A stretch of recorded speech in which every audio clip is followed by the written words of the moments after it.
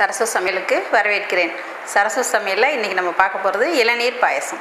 இளநீர் பாயசத்துக்கு தேவையான பொருட்கள்: இளநீர், மில்க் மெய்ட், பால்.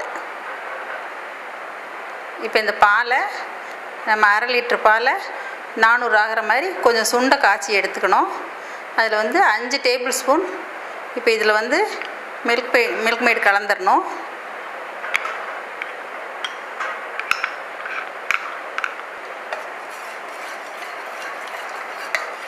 இதை மிக்ஸ் பண்ணிவிட்டு இப்போ பால் இப்போ தான் நான் காய்ச்சி எடுத்து வச்சுருக்கேன், சூடாக இருக்குது.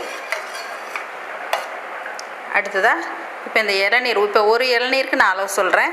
இந்த இளநீரில் உள்ள வழுக்கையை மிக்சியில் 1-2 அப்படியே ஓட்டி எடுத்து வச்சுருக்கேன். இப்போ அதையும் இதோட மிக்ஸ் பண்ணிடுறேன்.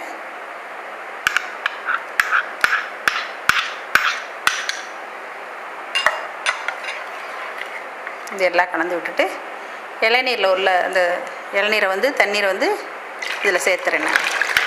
இதை நம்ம சூடாகவும் சாப்பிட்லாம், கூலிங்கில் வச்சும் சாப்பிட்லாம். இவ்வளோதாங்க, இளநீர் பாயசம் ரெடி.